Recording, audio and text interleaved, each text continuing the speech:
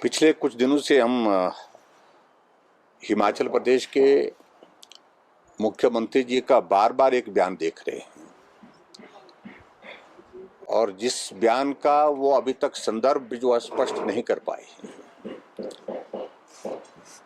कि हिमाचल की परिस्थिति आर्थिक रूप से ऐसी हो गई है जो श्रीलंका की तरह हो गई है।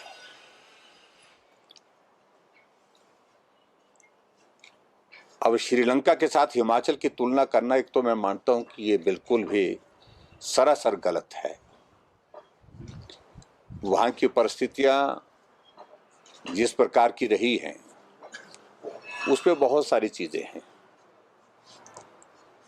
उनको हिमाचल के संदर्भ के साथ नहीं जोड़ना चाहिए। लेकिन उसके बावजूद भी किस प्रकार से कौन व्यक्ति है उनके सलाहकारों में से जिन्होंने हिमाचल को श्रीलंका के साथ जोड़ दिया, इस बात का जवाब तो वही देंगे। लेकिन ये बहुत दुर्भाग्यपूर्ण है जिस दौर से श्रीलंका आर्थिक रूप से इस वक्त गुजर रहा है, वो स्थिति हिमाचल के लोगों के लिए एक तरह की, जब मुख्यमंत्री जी कह रहे हैं तो एक तरह की दहशत के एक माहौल में डालने वाली एक स्थिति है। और जब मैं मानता हूं कि जो मुख्यमंत्री को कम से कम परहेज करना चाहिए। दूसरी बात, एक बार बार वो और कह रहे हैं और जिसका जिक्र वो एक बार नहीं अनेकों बार कर चुके हैं कि हिमाचल की आर्थिक स्थिति को पटरी में लाने के लिए 4 साल लगेंगे। ये 4 साल का वक्त भी कहां से, किस प्रकार से निकाला? 4 वर्ष के पश्चात अगर जो इनकी जो 10 गारंटी है, अगर उनको लागू करने की परिस्थिति में आएंगे तो मैं कहता हूं 4 साल नहीं, आने वाले 40 वर्षों तक जो है हिमाचल की आर्थिक स्थिति को पटरी पर लाना कठिन हो जाएगा। मैं इस बात से सहमत हूं कि जब चुनाव का दौर आता है तो सभी राजनीतिक दल सत्ता में आने के लिए कुछ बातें कहते हैं, लेकिन व्यावहारिक रूप से उन बातों को लागू करने की अगर परिस्थिति आती है तो वो स्थिति हिमाचल प्रदेश में सभी लोग देखने के लिए भी उत्सुक है कि वे लागू कैसे करेंगे, फाइनेंस कहां से वो अरेंज करेंगे। और मैं समझता हूं कि वो परिस्थिति जो 10 गारंटी की अगर उन्होंने बात कही है वो पूरी होने की दिशा में आगे नहीं बढ़ पा रही है।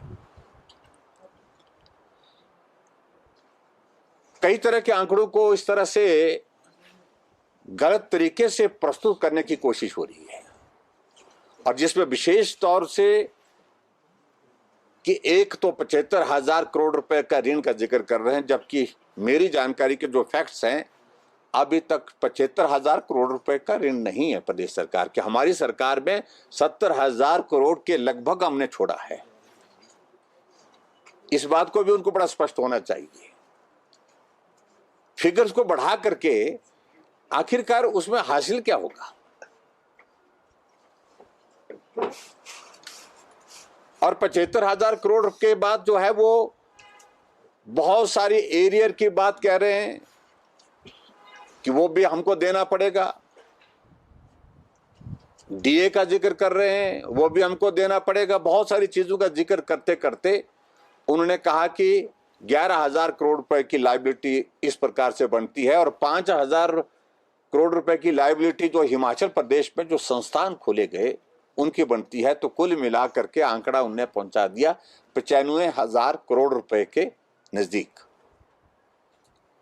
आखिरकार अब मुझे लगता है कि उनको 2 महीने का कार्यकाल हिमाचल प्रदेश में बतौर मुख्यमंत्री होने वाला है और ऐसी परिस्थिति में विशेष तौर से मैं एक बात का जिक्र जरूर करना चाहूंगा कि अब मुझे लगता है कि प्रदेश के फाइनेंस डिपार्टमेंट ने कम से कम उनके सामने प्रेजेंटेशन दी होगी। फैक्ट्स क्या है? आंकड़ा एक आदमी कुछ बोलता है, दूसरा कुछ और बोलता है, तीसरा कुछ और बोलता है और मुख्यमंत्री जी ये सारे आंकड़े को जोड़ करके इस प्रकार से एक माहौल खड़ा करने की कोशिश कर रहे हैं कि जैसे हिमाचल प्रदेश में भारतीय जनता पार्टी ने ही लोन लिया, इससे पहले किसी ने लोन लिया ही नहीं। मैंने एक बात का जिक्र किया कि हिमाचल प्रदेश में जो सरकारें रही, अब जब से हिमाचल प्रदेश बना है 10 बार कांग्रेस की रही है, 5 बार भारतीय जनता पार्टी की, हमसे दुगना समय में रही है। और प्रदेश की अगर आर्थिक स्थिति के लिए अगर ऐसी परिस्थिति में अगर दोषी सबसे ज्यादा है तो मैं कह सकता हूं कि वो सरकार है जो लंबे समय तक रही, जिन्होंने लोन के बाद लोन लिया और कह रहे हैं कि आज कह रहे हैं कि लोन को चुकता करने के लिए लोन लेना पड़ रहा है। तो ये परिस्थिति उनको मालूम होना चाहिए। जब पिछली बार 5 साल पहले जब हमको हिमाचल प्रदेश में सरकार मिली थी, उस वक्त भी ये स्थिति थी। लोन को रीपे करने के लिए, लोन के ब्याज को रीपे करने के लिए भी लोन ही लेना पड़ रहा था उस वक्त भी, और ये आने वाले समय में भी परिस्थिति रहेगी।